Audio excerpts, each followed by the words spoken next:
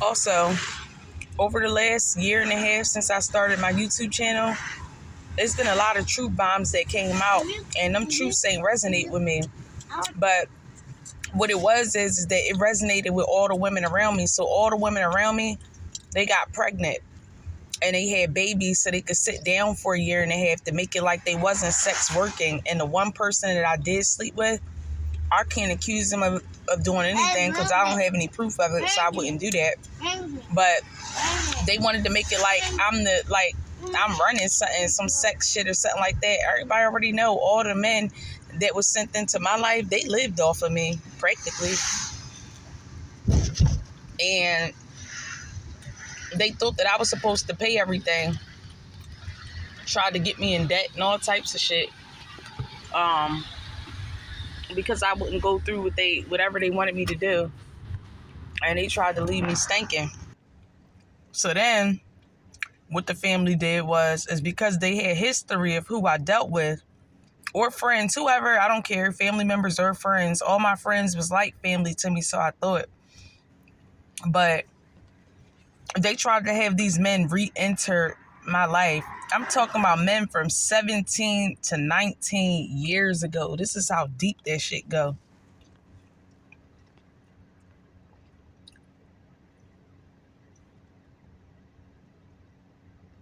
And I declined them as well. But since I was 13 years old and I found out a family secret, I've been paying since then because I guess they thought I was too grown because I told the truth. And I told the truth to my dad. And they made me pay. So since 13 years old, it was like I was living a life 13 going on 30. I basically had to take care of myself since I was 14, all because I tried to help my dad out with the truth about my mom. He became pissed and he watched his wife torment me, but I was already tormented as a child. If you could go into my pictures and see how I look, it was complete neglect, but it was a learned behavior. Almost did the same thing to my daughter, and it's really sad and it's hurtful, but it's just how, I don't know, it's just how things go. But like I said, since I started this YouTube channel, I've had over a handful of sex workers come to me on my YouTube channel, and they wanted to act like they were regular people. They was even coming to me saying that they knew celebrities and superstars, all this, like I really cared about any of that type of stuff. And these were women, and they also were trying to like showboat their body because they know how small I am. I was always small since a child. I'm not supposed to be big, y'all. But they wanted to get into my mind that I should go get surgery or I should do this or that. I already knew what they was doing. I was laughing at them because the thing about it is, and that's what we gotta learn, this physical body that we have is just a loner. And it never determines who we are, what we could do, none of that.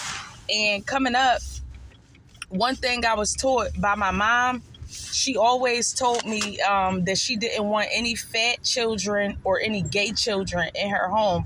And all my gay friends that I had, she shunned them all away by saying bad things to them. And I think it's just the whole family because it has something to do with Christianity. And my aunt told me a few years ago, to like a year and a half, 2 years ago, to never disclose my religion, because she said like it will open up a lot of doors to like I guess ridicule. And I never really understood where she was coming from with that, because I'm like, well, why would it matter? People walk around in their garbs if they Muslim, they carry their Bibles if they Christian, X, Y, and Z. How come we can't just be regular people who have our beliefs and we just, yeah, I mean. And see, that's the thing with me. I don't care about people's belief system. I always accept people for who they are. Like I said, I had handfuls of friends that showed me videos, multiple videos of them sleeping around doing X, Y, and Z. And what I would say to them is, well, why are you doing this, that, and the third, blah, blah, blah.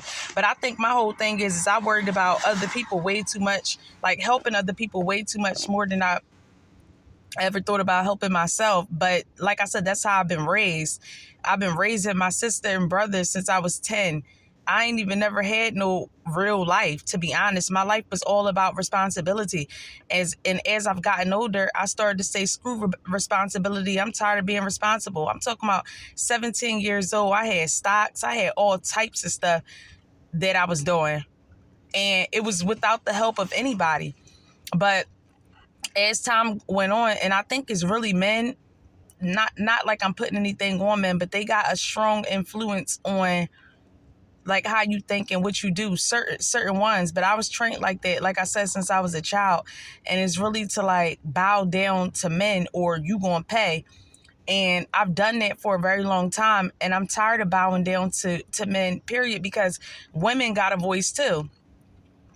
Now, just because I don't agree with some of the things that women do, I do stand for some of the things that they say, and I stand for some of the things that men say. I stand on both standpoints. I don't have, I'm like in between.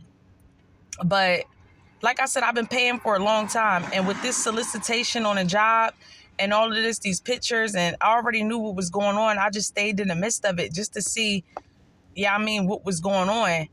And it's crazy.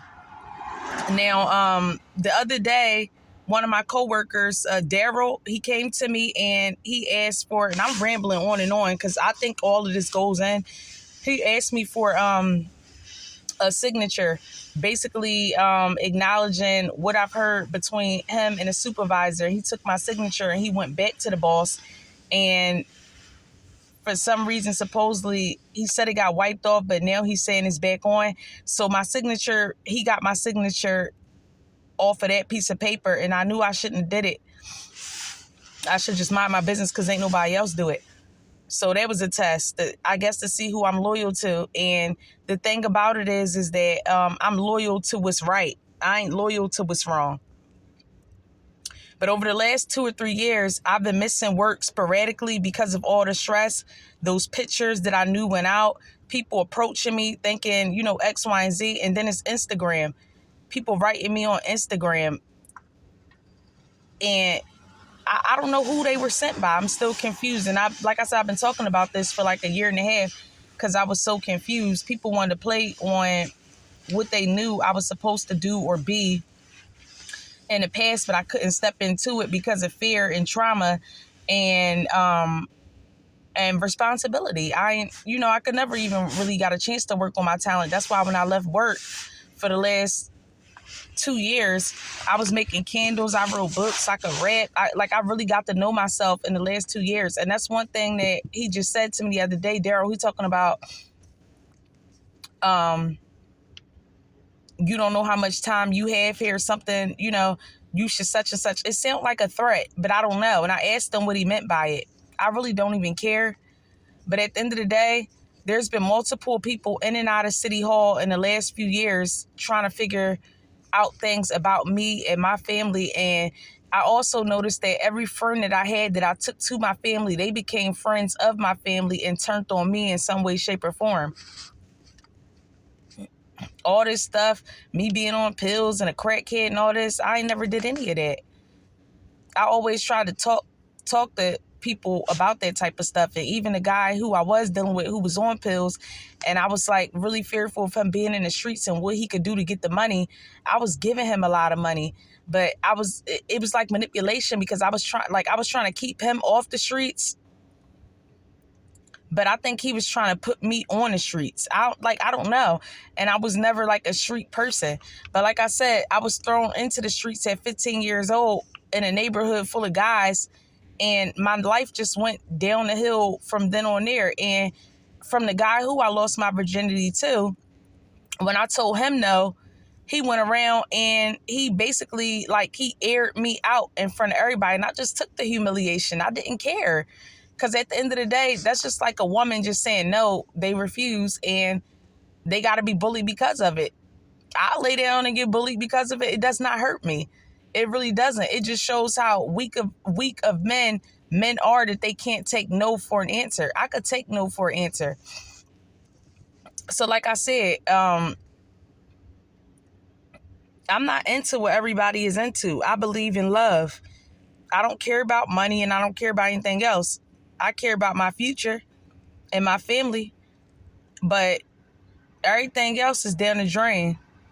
My life has been down the drain since I was 13 because I told the truth about my mother to my father. I've been cursed since I was 13. And then they try to carry through with this curse in this cycle. And all those people who try to do that will have karma to pay. You can't put nobody back in their past, re-trigger their trauma, laugh at them, and say they crazy because of the things that you try to put in their face. Try to make me some sort of test dummy.